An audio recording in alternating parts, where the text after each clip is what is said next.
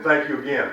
The library is doing well. We got a great group of volunteers. The staff, as you know, is performing at a very high level, and I'm pleased to be associated with the library again. I thank you for your support. Any questions? Thank you, Mr. Thank you, Gill. Dave. You're welcome. Thank you. Thank you. Next item, Dick Hoyt wants to discuss the farmers market. Welcome. Well, first I want to follow in Dave's footsteps and thank you all. This has just been an amazing summer down there at that farmer's market.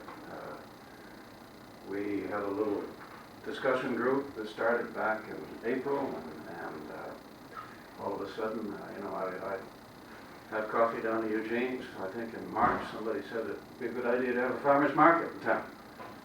And I thought, well, maybe we can do something like that. And I thought I'd give you guys an update on it. I mean, it's been a fantastic success from every viewpoint.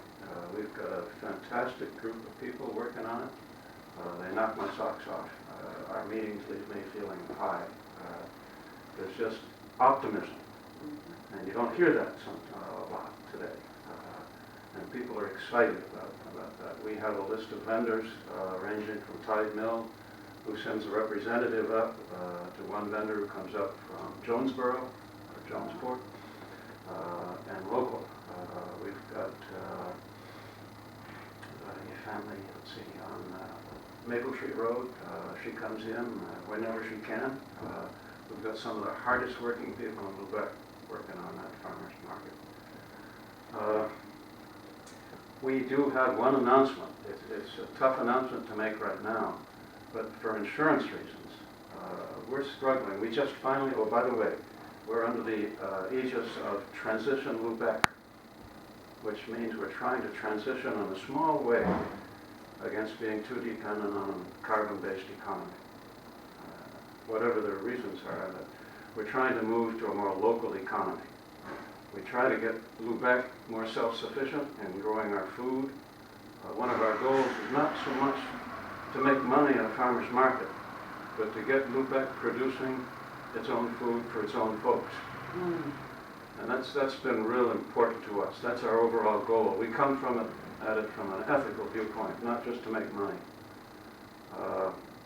We just got a tax ID number under Lubec, Transition Lubec, and next year the vendors will be working with EBT cards. Several local, what is amazing to me is it's not just the tourists who are coming in off the boat or wherever, but we're getting local folks coming in. And we've had, last week we had 3 or 4 people come in with EBT cards, and we don't have the machines, so our vendors automatically just knocked off 50% for local folks, because that's the idea. We want to get healthy, fresh food into Lubec. And we are insured as of this Saturday. The insurance runs out as of this Saturday, so for legal reasons, this Saturday will be our last official market. We hate to do it because we've got the Fall Festival coming up, and we've got other things coming up, and the gardens, as you all know, don't stop producing because our market is closed. So what we're going to do, we thought about doing is, we will officially be closed. And if, with your blessing, the vendors can go down and sell on their own, and we will pull our sign so that it's no longer officially the Lubec market. That's our plan. We now have the equivalent of a board of directors, and it's made up of local folks and folks that didn't grow up here. And people bring in great ideas and great energy. So this Saturday is our last official market, Lubec market. And by the way, now we can go in, because we have our tax ID number, we can go in as an official farmer's market next year. And we're excited about that. Because once you label yourself as a farmer's market, you have to follow a whole list of state guidelines. And we were just a group of people who wanted to bring in fresh food, so we called ourselves Lubec Market. And it's worked like a charm so far, not to jinx it. So that's our plan for right now. The other thing I wanted to mention is that we love that little spot on School Street and Water Street. And it's really worked well for us. I've always felt that if I wanted to run an effective meeting, and I had a small group, I'd use a small room. Put your soapbox right there. Yeah, exactly, right there. And the energy from that market, you know, that's a small space, and the energy just kind of builds. And the music, because you've got the acoustics from the library across the street, and it works. And that lovely mural. Oh, that mural is just, it's a heartbreaker to watch. I mean, it just brings tears to my eyes just to look at that and see what our kids did.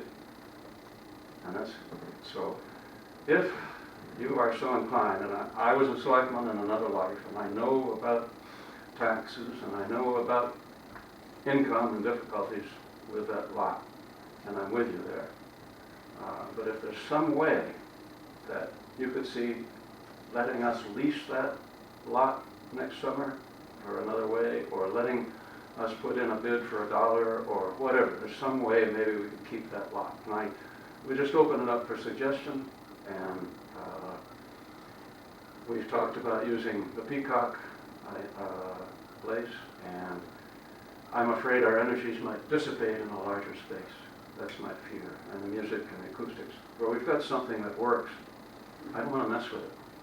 It's pretty fragile. And I want to thank you for your support. I mean, the 4th of July Committee, Tammy Prophet, and you guys have been a help when we got started. Everyone's pitched in together, and it's just been a wonderful thing for Lubec. So if there's some way we could keep that lot, and you might see a way of, I know you have the right to reject any and all bids on that property. If there's some way that we could put in a bid, say for $1, or whatever we might want to work out as a lease or some creative solution, because it brings in more than just money.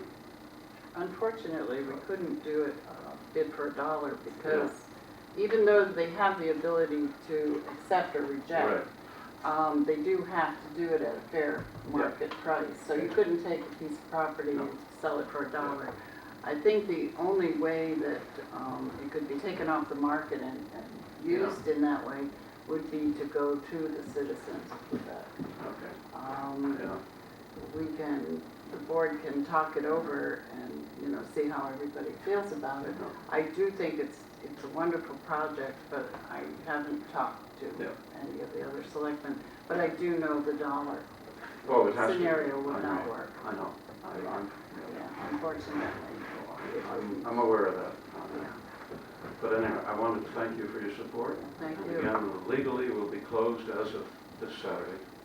Next year, we plan to go right into October until we get frozen out. But for legal reasons, we're finally organized, and it's just been an exciting time. Thank you for your help. Thank you, You're Dave. welcome. Thank you, Dick.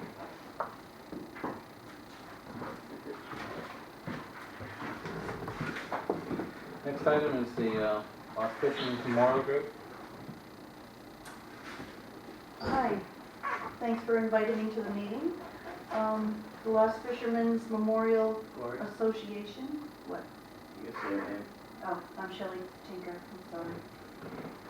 We've been 3 years working on trying to build a memorial to the lost fishermen of Washington County and Charlotte County. To date, we have had a pretty successful summer and raised close to $10,000 in fundraisers with lots of help from lots of people. And we're still working hard.